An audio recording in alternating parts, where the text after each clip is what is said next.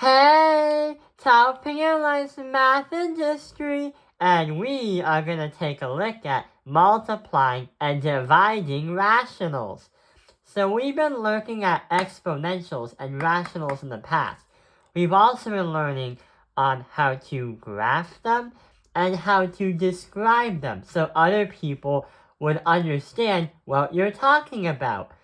So what we're going to do is try to solve these kinds of problems. But wait, you might be thinking, wait, that is so big. How am I supposed to divide these things? Well, let's try to start from square one. If you realize that these things are being divided, there is a skill that we've learned in possibly middle school that's going to help us out. Let's try to go back to the basics.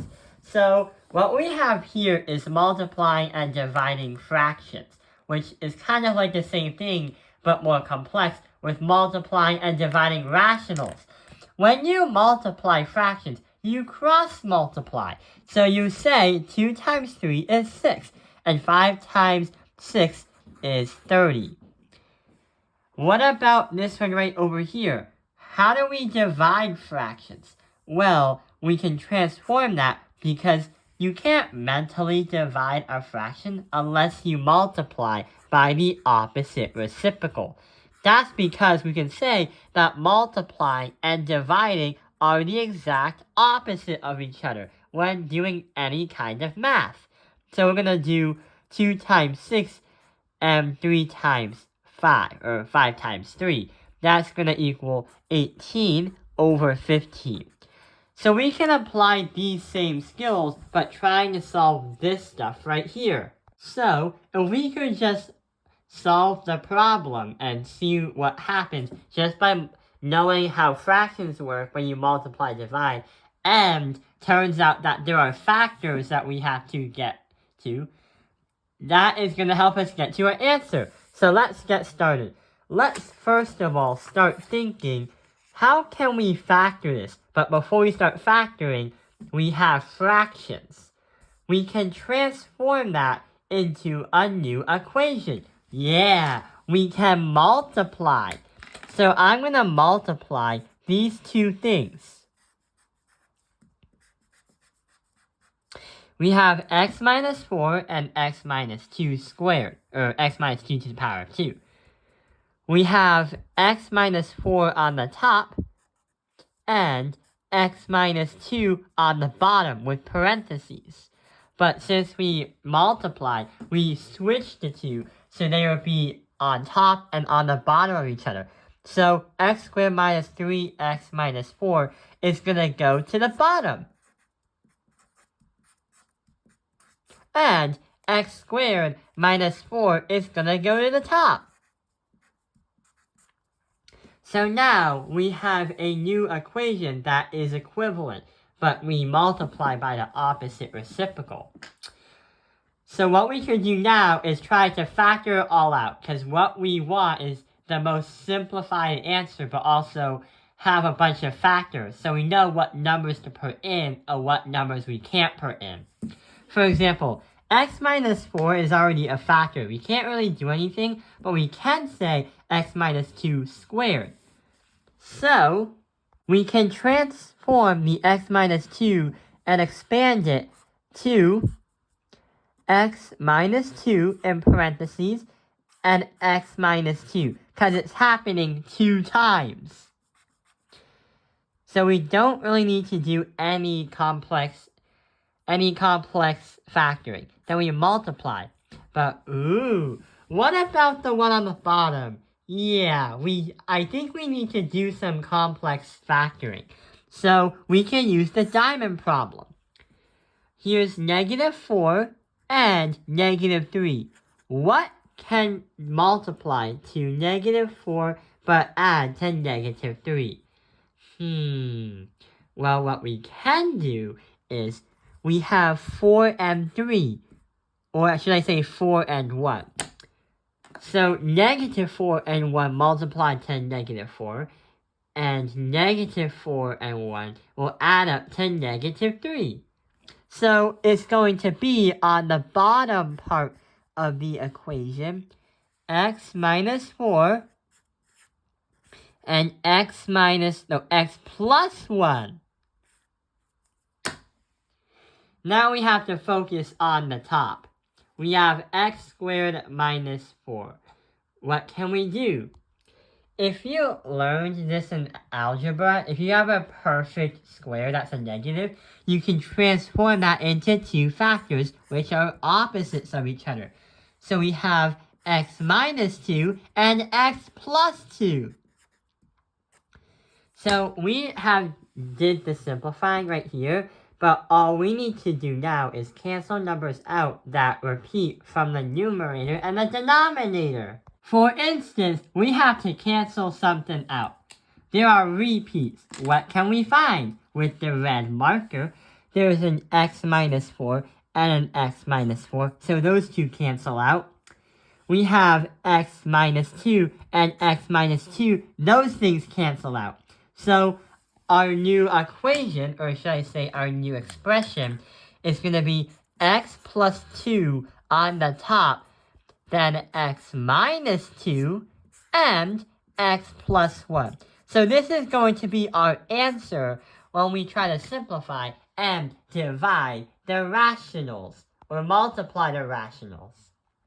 Right here. You see how we got rid of the repeats from the numerators and the denominators? The numerators and the denominators, that's what we got right over here. But sometimes your math teacher might be asking another question.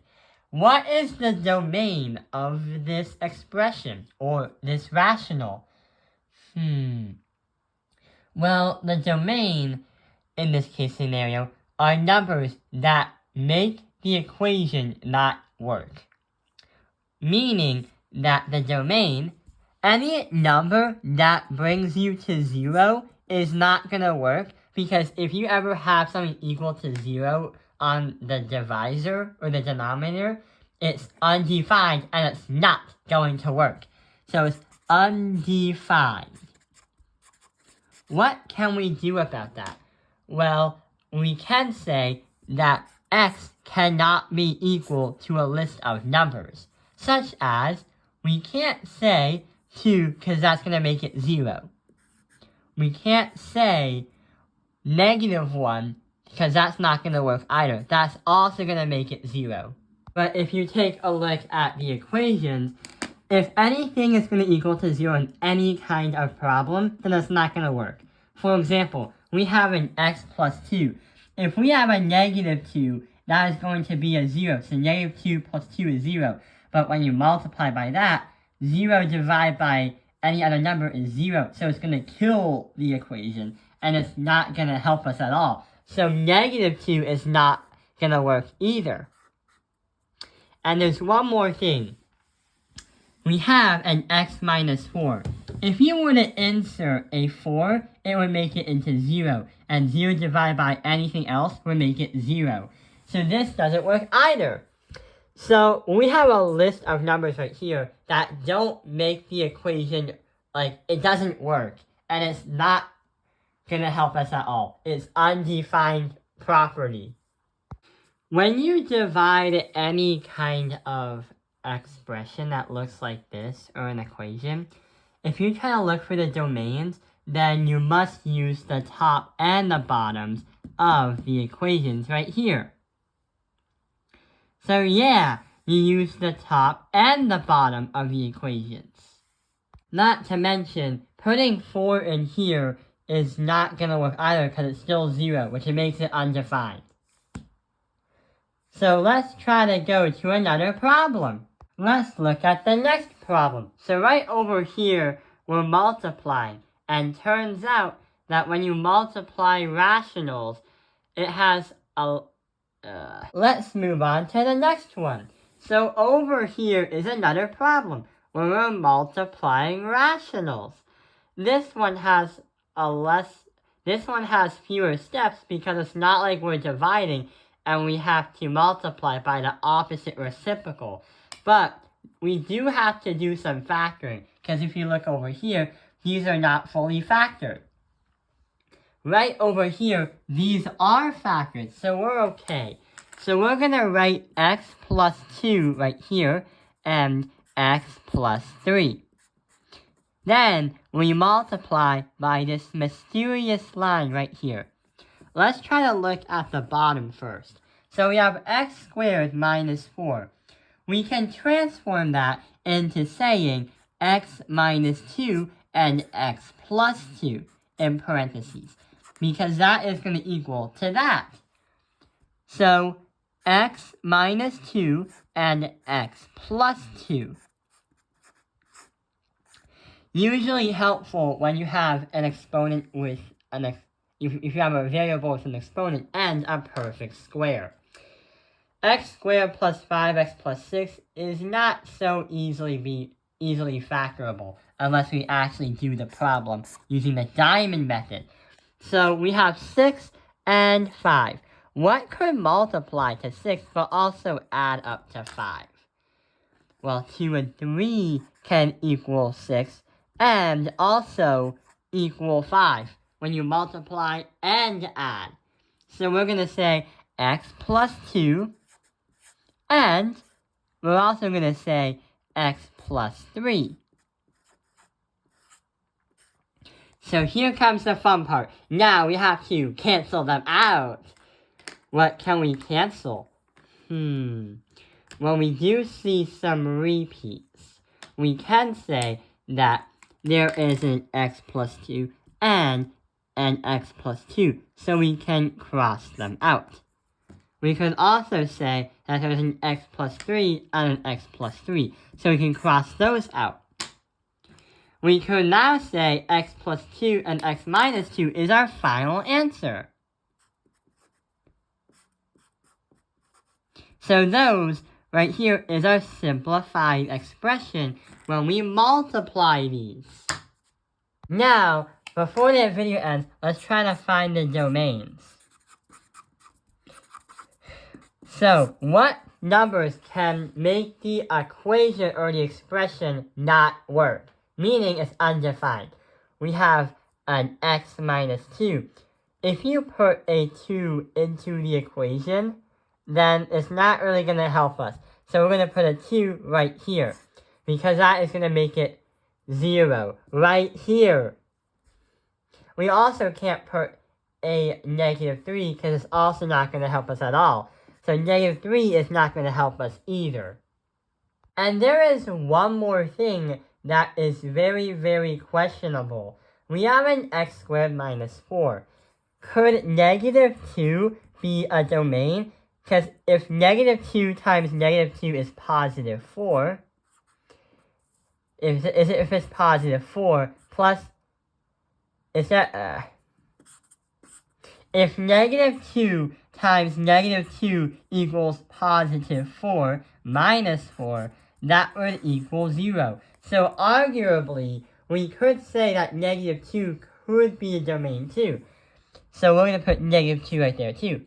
So we're good. That is how we multiply and divide the rationals. I hope this video has helped you understand multiplying and dividing rationals. Thank you for watching Taoping Airlines Math Industry. Like and subscribe.